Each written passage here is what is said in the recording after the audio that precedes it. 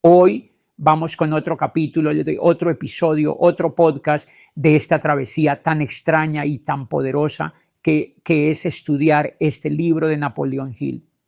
Y cada vez que lo abro, cada vez que avanzo una página, me doy cuenta de algo que yo ya había vivido, algo que ya había hecho, pero que no tenía tan presente, no lo tenía tan consciente, no lo tenía tan claro. Y por eso me gusta tanto leer, por eso me gusta tanto seguir educándome, porque uno realmente nunca termina de entenderse, uno nunca termina de verso, uno nunca termina de descubrir esas partes que va acumulando sin darse cuenta. La educación es continua, pero continua de verdad, porque uno siempre está aprendiendo, siempre está creciendo, siempre está encontrando algo nuevo, incluso en lo que ya vivió, incluso en un libro que ya leyó. En cada etapa de la vida ese mismo libro se vuelve otro libro, esa misma experiencia se vuelve otra experiencia, porque uno es otro, uno cambia, uno se mueve, uno madura, uno se golpea, uno se ilumina, uno se sacude y el libro te encuentra distinto. Y este libro en particular tiene algo que me toca,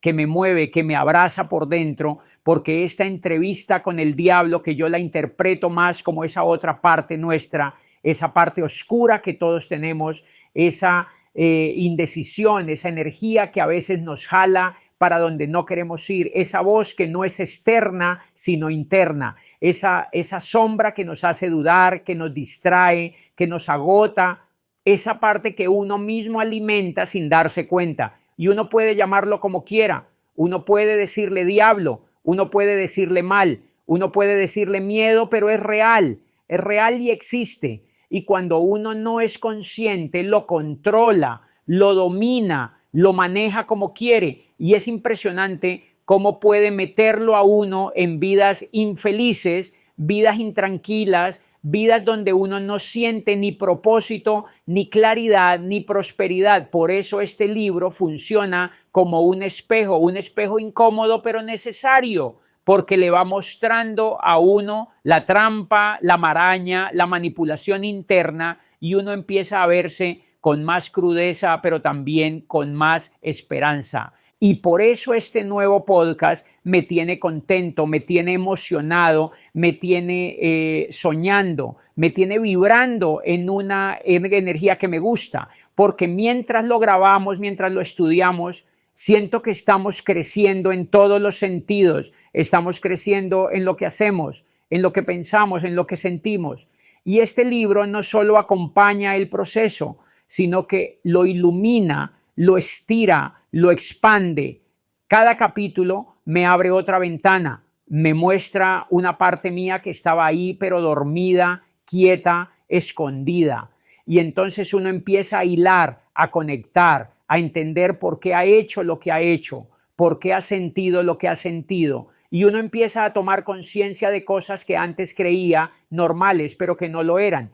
Y ahí es donde esto se vuelve interesante, porque mientras más leo, mientras más estudio, mientras más converso sobre esto, más ganas me dan de seguir profundizando, de seguir entendiendo todo lo que estamos construyendo y toda la fuerza que uno tiene cuando ve su propio lado oscuro, sin miedo, sin rodeos. Así que sí, aquí estamos otra vez con otro capítulo, otro episodio, y sigo con esa sensación de que cada página me está preparando para lo que viene, que cada idea me está recordando quién soy y quién no quiero volver a ser. Por eso este podcast me tiene tan alegre, tan inquieto, tan despierto, porque no es solo leer un libro, es leerme a mí mismo, es leer la vida, es leer el camino que estamos haciendo juntos, y este libro me ha ayudado a ser más consciente de todo, absolutamente todo, y eso me tiene agradecido, me tiene inspirado, me tiene lleno de un tipo de lucidez que hacía rato no sentía.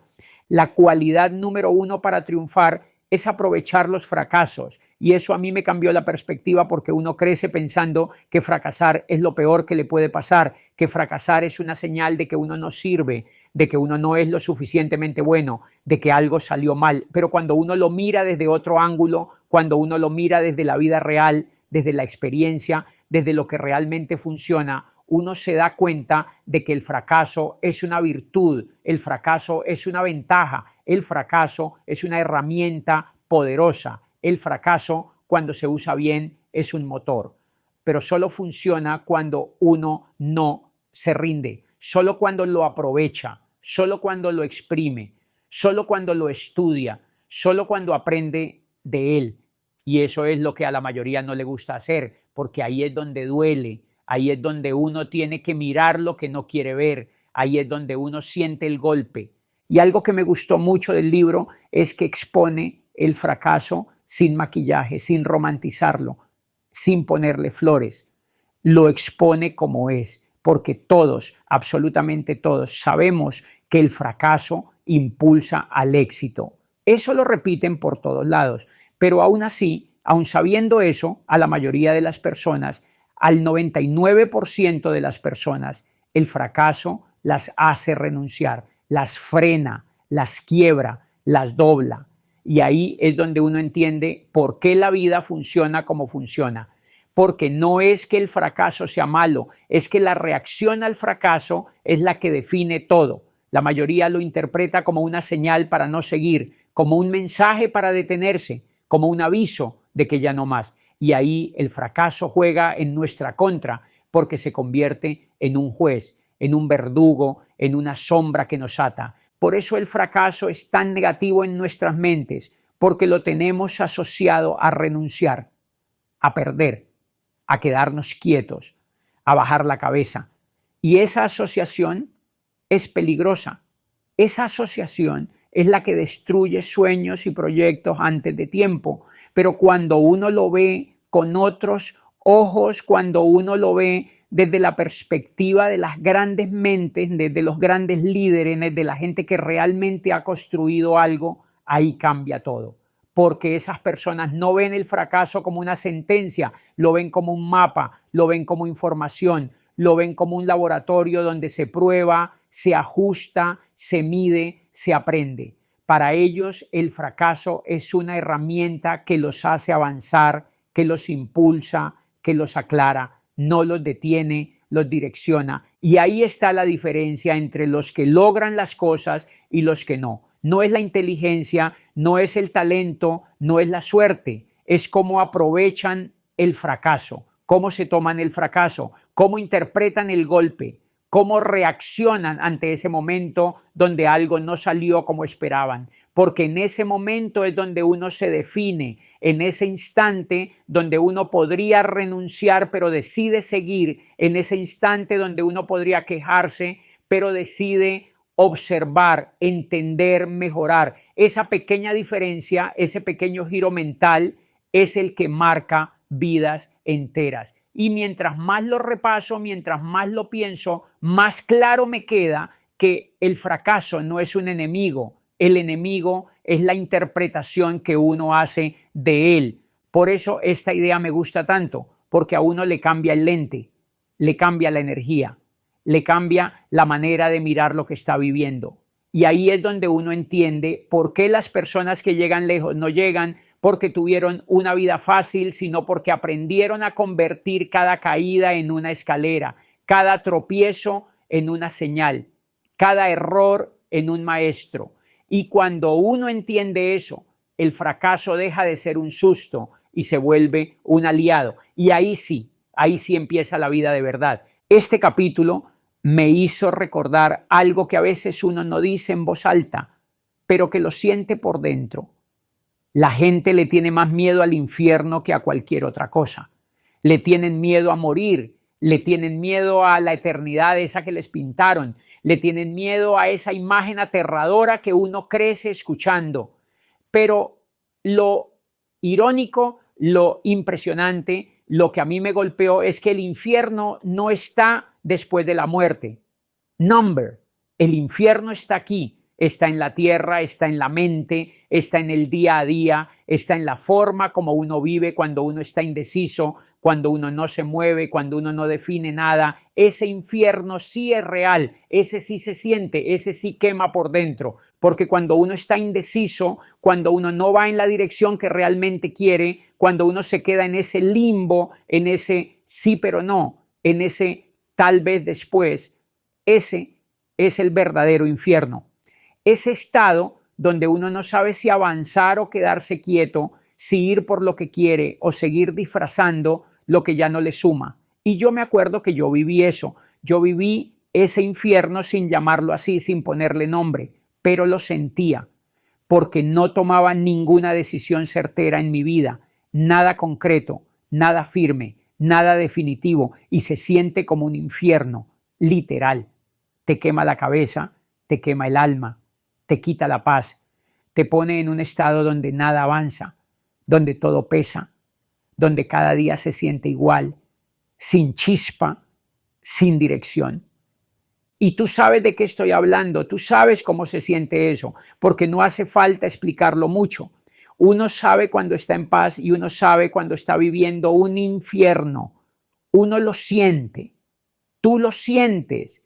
Tú sabes si hoy estás tranquilo o estás atrapado en ese estado donde cada pensamiento te pesa, donde cada día es una repetición de la misma inquietud, donde por más que intentes ignorarlo, hay algo dentro que te dice que no estás donde quieres estar. Ese es el infierno, ese es el estado mental donde nada fluye, donde nada sale, donde todo es confusión y tensión. Ese es el espacio donde el diablo entra, donde lo malo entra, donde la sombra se hace fuerte, no porque exista afuera, sino porque uno mismo la deja entrar con la indecisión. Y ahí es donde uno entiende por qué la vida se bloquea, por qué se paraliza, por qué no sale nada, porque la indecisión te pone en un estado mental que no funciona, que no te hace bien, que te mantiene en problemas y situaciones que se repiten y se repiten como si la vida estuviera atrapada en un círculo. La indecisión no te empuja, te frena, no te aclara, te nubla, no te saca, te hunde. Y ese es el infierno real, el infierno que uno vive despierto, el infierno donde uno mismo queda atrapado sin darse cuenta. Y algo que me quedó sonando mucho es eso de que una sola decisión cambia todo. Una sola.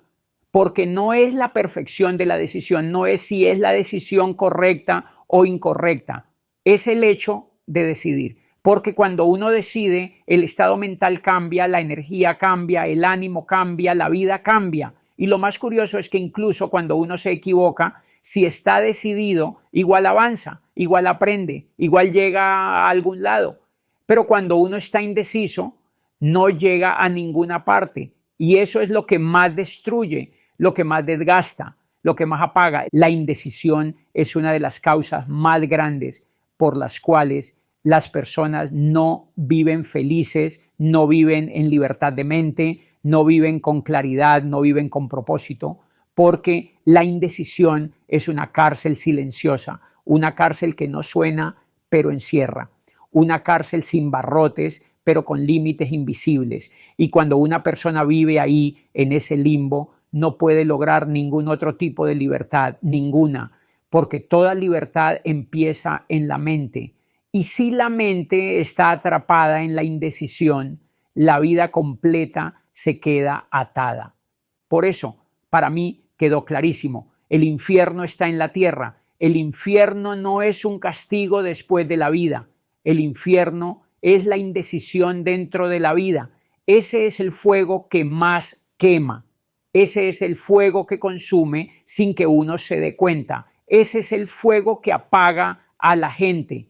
Y cuando uno reconoce eso, uno entiende por qué este capítulo pesa tanto, por qué confronta tanto, por qué hace tanto ruido por dentro, porque cada uno en algún momento ha vivido su propio infierno mental y reconocerlo ya es parte de salir de ahí. Otra manera en la que nos controlan, y esto me quedó retumbando en la cabeza, es cómo apagan ese yo superior, ese otro yo, ese tú que tiene todo el potencial del mundo para hacer lo que quieras, ese tú que está diseñado para crear, para avanzar, para construir, para levantarse en grandeza, y lo apagan con cosas que parecen tan normales, tan inofensivas, tan cotidianas, que uno ni siquiera se da cuenta. Lo apagan con propaganda, lo apagan con comida, lo apagan con sexo y más que todo con la propaganda. Esa propaganda que no es solo anuncios, no es solo un comercial, es una forma de moldear la mente, de normalizar cosas que no siempre nos hacen bien, de volver aceptable lo que nos mantiene distraídos, cansados, desconectados de ese otro yo.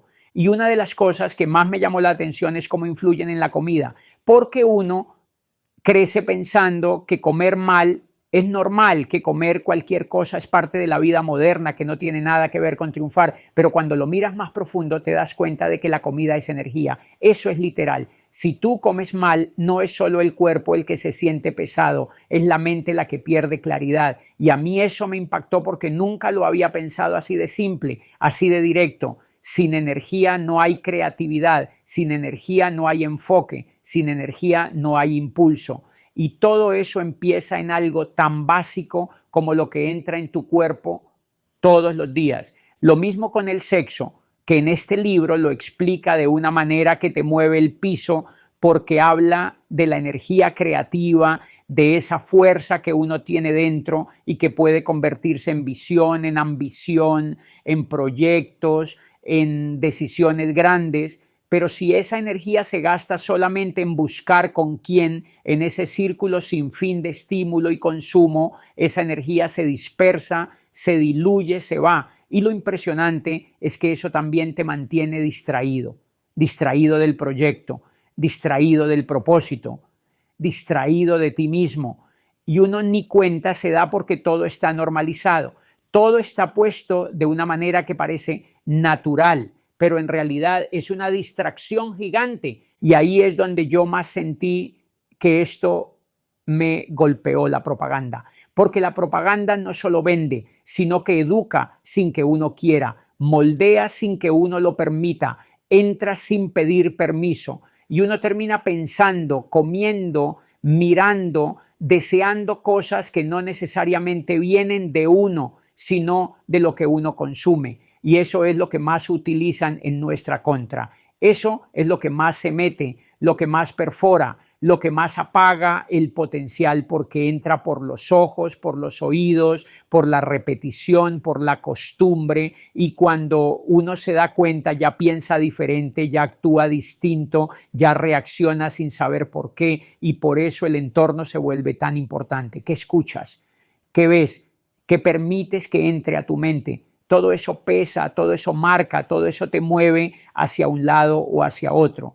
Y también entendí que esta es una de las maneras más difíciles de romper, muy difícil, muy difícil. Es una telaraña mental que se va formando de a poquitos y cuando uno quiere salir siente que no puede, siente que está atrapado, siente que hay algo que lo jala otra vez. Y es difícil, demasiado difícil, pero no imposible. Y yo lo entendí porque en mi vida hubo momentos donde tuve que cambiar el entorno completo, donde tuve que cambiar lo que escuchaba, lo que veía, lo que consumía, porque si no lo hacía, esa indecisión, esa falta de claridad, ese ruido constante no me dejaba caminar. Y ahí es donde uno empieza a notar que ese control existe, que está ahí, que uno lo ha sentido toda la vida, ese control que se mete por aquí, por lo más pequeño, por lo más cotidiano, por lo más inocente.